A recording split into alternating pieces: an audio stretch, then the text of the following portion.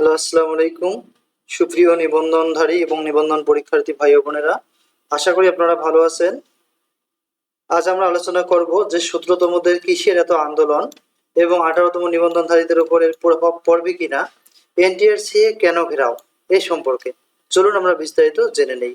বেসরকারি school, college ও মাদ্রাসার শিক্ষক নিয়োগের লক্ষ্যে 2005 সালে বেসরকারি শিক্ষক নিবন্ধন ও প্রত্যয়ন কর্তৃপক্ষ এনটিআরসিএ প্রতিষ্ঠিত হওয়ার পর এ পর্যন্ত কিন্তু মোট 17টি নিবন্ধন পরীক্ষা অনুষ্ঠিত হয়েছে।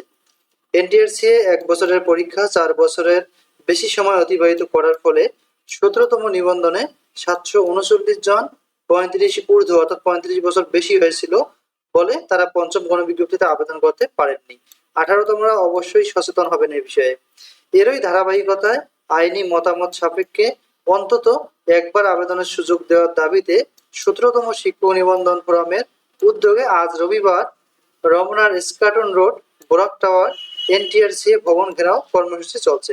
আমি আবারও ভালো করে যদি বিষয়টি বুঝিয়ে বলি যে 17তম নিবন্ধনে এই 739 জন ব্যক্তি কিন্তু ফাইনালি পাস করেছিল, ভাইভাতেও পাস করেছিল। তার বয়স এই 35-এর বেশি হওয়ার কারণে তারা কিন্তু গণবিজ্ঞপ্তিতে আবেদন করতে পারেনি। অথচ তারা যখন আবেদন করেছিল নিবন্ধন পরীক্ষায়, তখন কিন্তু তাদের বয়স 35-এর কম ছিল।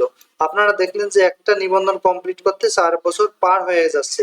মনে করেন যে এদের বয়স তখন ছিল 32 বছর বা 33 বছর, তাতে দেখেন 35 পার হয়ে গেছে, যেহেতু 4 বছর অতিক্রম হয়ে যাচ্ছে একটা নিবন্ধন কমপ্লিট করতে, তাই তারা আবেদন করতে পারেননি। আসলে এটা আসলে সম্পূর্ণ ভিত্তিহীন। তাদেরকে আবেদন করতে দেওয়া উচিত ছিল, কারণ এমন কোনো সরকারি চাকরি নেই যেখানে মানে 30 পার হলে আবেদন করা যায় না। মনে করেন একটি সরকারি চাকরিতে একজন লোক মনে করেন 25 বছর বয়সে পরীক্ষা দিয়েছিল, এমন হয় এই চাকরিটি পেতে তাদের 32-33 বছরও হয়ে যায়, তারপরেও কিন্তু অন্যান্য চাকরির ক্ষেত্রে প্রবলেম হয় না। তাই নিবন্ধনের ক্ষেত্রেও এই সমস্যার সমাধান এগিয়ে আসতে হবে। না হলে 18তমদেরও কিন্তু অনেক প্রার্থী রয়েছেন যাদের বয়স এই নিবন্ধন কমপ্লিট হতে মিলতে 35 পার হয়ে যাবে, তাদেরও এই প্রবলেমে পড়তে হতে পারে। তবে আশা করা যাচ্ছে এদের সম্ভবত নিয়োগ দেবে, এবং এটা 18তমদের প্রভাব পড়লেও বলার কিছু নেই, কারণ এরাও তো সার্টিফিকেট প্রাপ্ত এবং নিবন্ধনধারী, এবং এরাও প্রকাশ্যভাবে কিন্তু রিটেন ভাইবা পাস করার পরে কিন্তু তারা গণবিজ্ঞপ্তিতে আবেদনের সুযোগ পায়নি। জানা যায় 17তম ব্যাচের পরীক্ষার বিজ্ঞপ্তি 2020 সালের 23 জানুয়ারি প্রকাশ করা হয়। পরবর্তী সময়ে করোনা মহামারী ও এনটিআরসি এর দাপ্তরিক কারণে বিজ্ঞপ্তি প্রকাশ থেকে চূড়ান্ত ফলাফল পর্যন্ত মোট 4 বছরের বেশি সময় অতিবাহিত হয়ে চূড়ান্ত ফলাফল প্রকাশ করে 2023 সালের 28 ডিসেম্বর। এমতাবস্থায় 17তম নিবন্ধনধারীদের নিয়োগের নিমিত্তে পঞ্চম গণবিজ্ঞপ্তিতে যাদের বয়স নির্ধারণের ক্ষেত্রে ওই সময় সাপেক্ষে অর্থাৎ 739 জন আওতার বাইরে ছিল, বিষয়টি বিবেচনায় গ্রহণ করা হয়নি।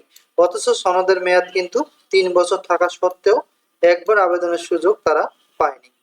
এছাড়া এনটিআরসিএ করোনার প্রকৃত ভুক্তভোগী বিষয়টি বিবেচনা করে 17তম আবেদন বঞ্চিতরা গত বছরের 14 মার্চ ও 7 আগস্ট বিশেষ বিজ্ঞপ্তি প্রকাশের জন্য এনটিআরসিএ শিক্ষা মন্ত্রণালয়ের প্রস্তাবনা পাঠায়। শিক্ষা মন্ত্রণালয় আবার আইনি জটিলতা সাপেক্ষে শিক্ষা উপদেষ্টার সম্মতিক্রমে আইন মন্ত্রণালয়ের ভেটিং এর জন্য পাঠায়। পরবর্তী সময়ে আইন ও বিচার বিভাগের মতামত অনুবিভাগ শিক্ষা মন্ত্রণালয়ে পাঠায়। শিক্ষা মন্ত্রণালয় আবার নীতিগত সিদ্ধান্ত। আসলে এ ধরনের মেলা প্রবলেমের কারণে কিন্তু তারা নিয়োগটি এখন পর্যন্ত পায়নি। তাই তারা এখন আন্দোলন করতেছে চেয়ারম্যান বরাবরে, যে দেখা যাক এখন তাদের বিষয়ে কি পদক্ষেপ নিতে যাচ্ছে তারা।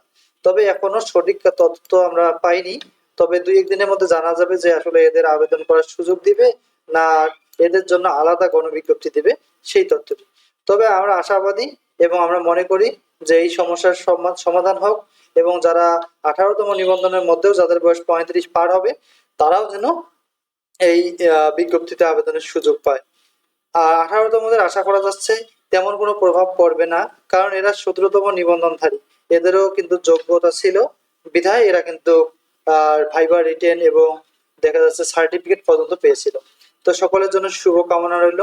আমাদের চ্যানেলের তথ্যগুলো যদি ভালো লাগে অবশ্যই চ্যানেলটি সাবস্ক্রাইব করবেন। আসসালামু আলাইকুম।